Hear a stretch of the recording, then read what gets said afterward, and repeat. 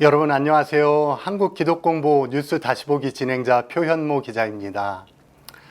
오늘은 대한예수교 장로회 총회가 지난 15일 코로나19 이후의 한국교회 대토론회를 실시했는데 이 이야기를 중점적으로 전해드리도록 하겠습니다.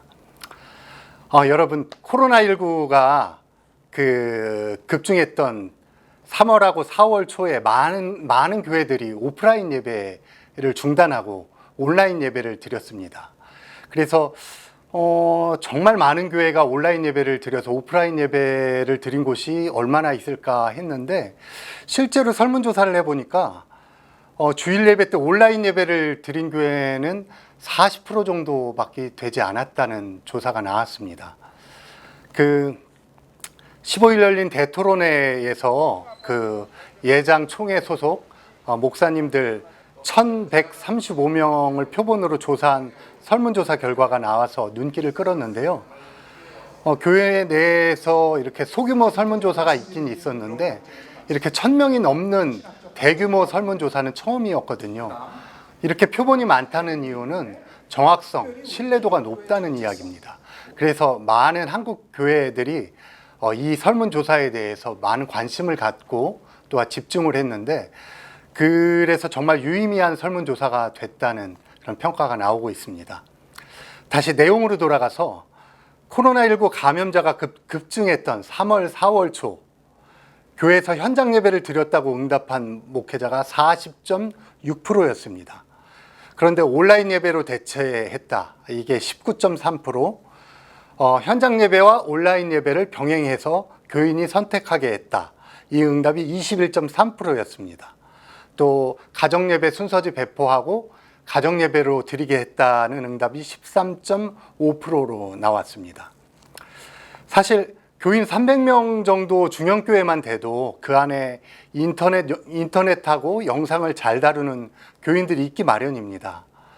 그런데 세부조사 결과를 보면 500명 이상 대형교회가 온라인 예배로 대체하는 비율이 가장 높았고 99명 이하 소형교회의 경우는 현장 예배 비율이 여기도 또 높았습니다. 또 자립교회는 자립 대상교회보다 온라인을 활용한 비율이 상대적으로 더 높게 나타났고요. 이런 설문조사를 보면은 아직도 비대면을 강요받는 재난의 상황에서 교회 온라인 예배 인프라가 너무 부족하구나 하는 평가가 나옵니다. 60대 이상 목회자, 소형교회, 시골교회, 이런 교회 같은 경우는 온라인 예배를 위한 적극적인 지원이 더 필요한 상태입니다.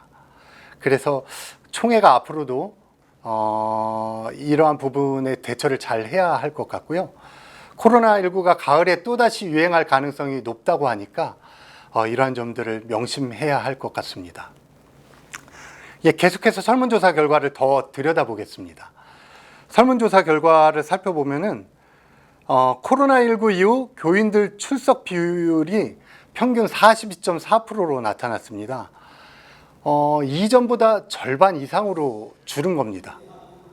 그런데 코로나19 상황이 상대적으로 양호해진 5월 24일 출석 비율이 61.8%로 나타났습니다.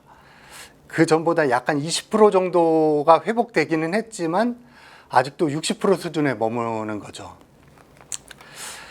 코로나 감염 위험 때문에 아직도 교인들이 40% 정도는 아직 나가고 있지 않은 상태입니다. 근데 더 중요한 거는 앞으로도 이런 게 지속될 것인가 이런 문제잖아요. 코로나19 종식 후 교인들 출석이 어떻게 될 것 같냐 이런 질문에 목회자 49.2%가 감소할 것 같다라는 응답이 있었습니다. 그러니까 절반에 가까운 목회자들이 코로나19 이후에도 교인 수 완전 회복은 어렵다라고 답변을 하신 겁니다. 그러면 얼마나 줄어들 것 같냐고 질문을 물었는데 10%에서 20% 미만 줄 것 같다는 응답자가 38.3%로 가장 높았고요. 20에서 30%에 이를 것이라는 응답도 31%에 달했습니다. 그렇다면 감소된 교인 수가 회복되려면 얼마 정도의 시간이 걸릴까 이 질문에는 6개월에서 1년이라는 응답이 61.7%로 가장 많았습니다. 회복되기 어려울 것 같다는 응답도 18%에 달했습니다. 목회자들의 위기감을 느낄 수 있는 대목입니다. 예, 그렇다면 헌금 얘기로 가볼까요? 코로나19로 인한 교회 헌금 변화에 대한 질문에 응답자 68.8%가 줄었다고 응답했습니다. 이 줄었다는 비율은 도시지역 교회 500명 이상 교회 그리고 미자립 교회가 상대적으로 더 높습니다. 교인들이 출석을 못하니까 그러면 온라인 계좌이체로 헌금을 받으면 되지 않을까? 이렇게 생각할 수 있는데 계좌이체로 헌금을 받는다라고 이렇게 받느냐라고 질문을 했더니 절반이 넘는 55.6%가 코로나 이전부터 지금까지 그 계좌이체, 헌금 계좌이체를 운영하고 있지 않다고 응답했습니다. 아직도 목회자들과 교인들은 헌금을 온라인 계좌이체로 내고 받는 것에 대한 거부감이 꽤 많다는 그런 응답입니다. 이 계좌이체 헌금에 대해서 22.4%가 코로나19 이전부터 운영해 오고 있고 22%는 코로나19 때문에 운영하기 시작했다고 응답했습니다. 근데 여기서 재밌는 통계가 있는데요. 계좌이체 헌금 방식을 코로나19 때문에 시작한 교회에서 그 헌금이 줄었다는 응답이 오히려 상대적으로 더 높습니다. 계좌이체 헌금을 운영하고 있지 않다라고 응답한 교회에서 교회 헌금이 코로나19 이전과 이후에 변화가 없다는 응답이 오히려 더 높습니다. 예, 참, 그 온라인 계좌이체가 헌금에 주는 영향이 절대적이 아니라는 그 것들을 확인할 수 있는데, 예, 교회들은 이러한 점들을 명심해야 할 것 같습니다. 성도들의 수준, 헌금에 대한 성도들의 교육 수준, 이러한 점들이 더 큰 영향을 미치고 있지 않나, 이렇게 유추해 볼 수 있는 대목입니다. 지금까지는 코로나19에 대해서 교회들의 현재의 상황에 대한 설문조사 결과였다면 이제 더욱 중요한 것은 코로나19를 통해서 우리가 무엇을 배우고 무엇을 깨닫느냐는 것이잖아요. 이러한 질문들을 한번 살펴봤습니다. 코로나19로 인해서 한국교회에 일어난 긍정적인 변화가 있었다면 무엇이냐라는 질문에 1순위가 현장 예배의 소중함을 경험하게 됐다는 응답이 44.2%로 가장 높게 나왔습니다.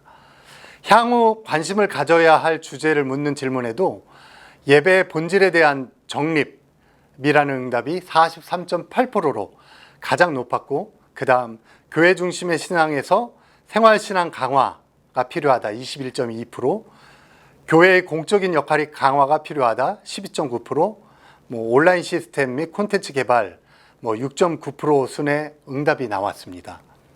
그러면 우리가 코로나19를 겪으면서 특히 온라인 예배가 성경적인가? 유튜브 교회가 과연 교회로 인정받을 수 있을까? 온라인 성만찬이 가능할까? 등등 여러 신학적인 문제가 제기됐잖아요. 이런 혼란을 겪은 한국교회가 예배 본질에 대한 정립이 가장 중요한 요소다. 코로나19 이외에 가장 관심을 가져야 될 요소다라고 선정한 것은 어쩌면 당연한 결과라고 볼 수 있겠습니다. 코로나19 종식 이후 목회 중점 분야에 대해서도 설문조사가 일어났는데 복수 응답이 가능했을 때 성도 간 교제 및 공동체성 강화가 41.4%로 가장 높았습니다.